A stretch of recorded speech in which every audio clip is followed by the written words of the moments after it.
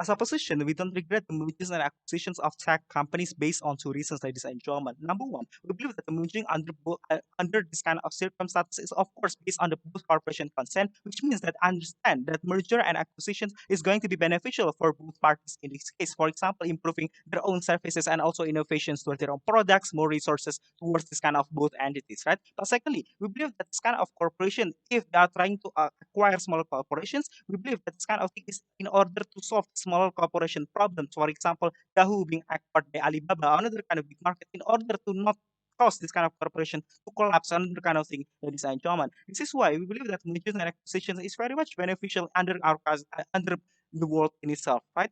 And of course, the proposition argument talking about the existence of terms of conditions and privacy, we believe this is not a very relevant case towards this kind of merger and acquisition, but let's respond towards those two cases, right? Number one, talking about the terms and conditions. We believe that the terms and condition indicate what the proposition tries to argue about how it's going to be complex and causing the pressure toward this kind of users. We believe that this kind of thing is not relevant in this debate, right? There is German. Because we believe that corporations, when there's a merger and acquisition, for example, they always submit new kind of new terms of service that is going to be consented by this kind of users idea and auditor. And the problem is about how complex and long-winded it is. We believe that the debate should be whether or not to improve the terms of service rather than asking about whether or not mergers is very much relevant or should be regretted under this debate idea and auditor. Right? There is a common. There's that point falling down. Second point, talking about the privacy. We believe that the prospect of privacy is very much doesn't mean that under our side, the house privacy is not respected, right? The existence of law guarantees that. But we believe that also that this kind of data gathering that the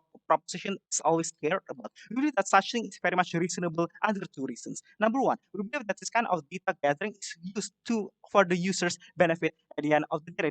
Gentlemen, for example, Instagram using your search preferences, they use it not for stalking you or blackmailing you and sending terrorists there. No, they send this in order for you to have more relevant data, more relevant videos, for example, that you watch more cat videos rather than that dogs, then we will supply you with cat videos, more of that. It is enjoyment. But secondly, talking about security, right? We believe that that under the house, the reason as why data gathering exists, especially in Facebook or even in YouTube, not because these kind of companies want to know about you, but it's because the government wants to know about what you are doing, right? There is enjoyment. We believe that this kind of companies is outside the scope of this kind of mergering and also towards the company's intention, but rather it's more of the security that this kind of government implement in order to make the internet safer at the end of the day. Ladies and gentlemen, that's both point falling down. Moving to my arguments, going to be two arguments in my speech. Number one, talking about why merging in itself is very much not regrettable. Secondly, talking about the benefits that it brings towards the companies and consumers. First argument first, talking about why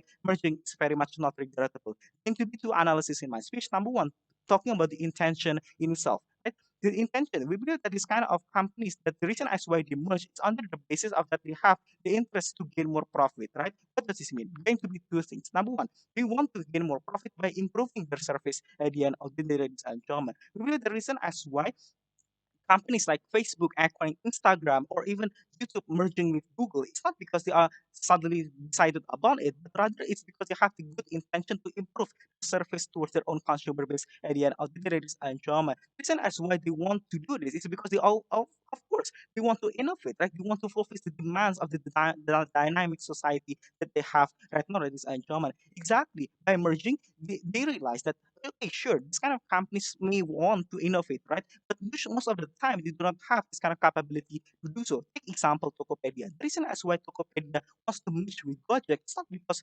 it's not because they suddenly decided upon it, but because they realize that creating a new delivery businesses that able to make them deliver same day delivery, it's not as easy as saying it is, ladies and gentlemen. You need to have your own driver, for example. You need to have your own system of delivering stuff, another kind of thing, right? Which is Tokopedia not as capable as Gojek, for example, right? This is why we believe that acquisition and mergers, not simply of being profit oriented, but also at the same time trying to improve access towards this kind of both companies at the end of the day, ladies and gentlemen. This is why we believe it's going to be beneficial because they have this kind of intention in set, right? All right, sure. Maybe the proposition tries to argue about the existence of how it's going to limit the options that this kind of consumer have. Right? First thing first, we believe that this kind of thing will not happen in the very first place because of the dynamic nature of the market in itself, right? We believe there's always going to be new demands from the society, and there's always going to be companies that tries to innovate not through merger but also towards their own products. For example, Yahoo and Google.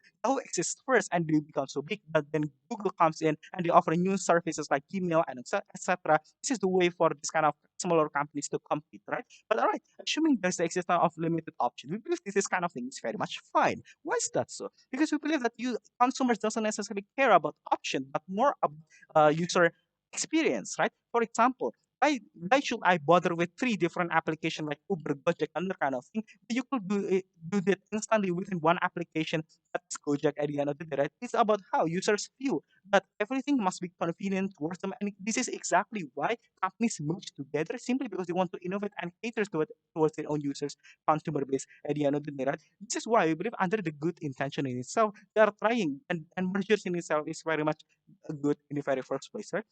But second reason, we believe that the intention of companies to merge or even acquire others because they want to help this kind of collapsing corporations. For example, Yahoo. Yahoo is a good company, for example, that provide many kinds of services and also towards the user base. But because of the circumstances that they found upon, they are almost bankrupt. Right? We believe the reason as why there's many kind of big companies trying to acquire Yahoo. It's not because simply of they want to have this kind of innovations too.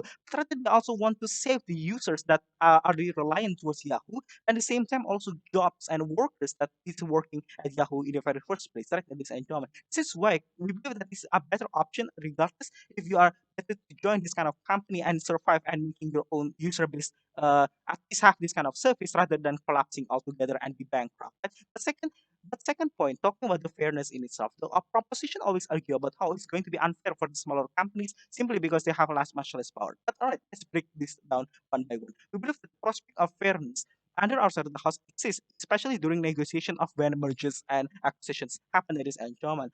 We believe that both companies, both entities, the reason as why they came together because they have this kind of same intention at the end of the day, ladies and gentlemen. This is why both entities tries to negotiate and also tries to decide whether or not they wish to share the profit at the end of the day, ladies and gentlemen. And of course, both sides can back out if this kind of companies suddenly become abusive at the end of the day, ladies and gentlemen. So that's the fairness, right? But all right, assuming the existence of very abusive companies that have so much power, right, we believe that the existence of government protection is a part here. For example, a lawsuit and antitrust law is going to exist under us at the house and still exist regardless. So there's no monopoly happening or even the existence of Commerce Bureau that's trying to help other kind of companies in this case, right?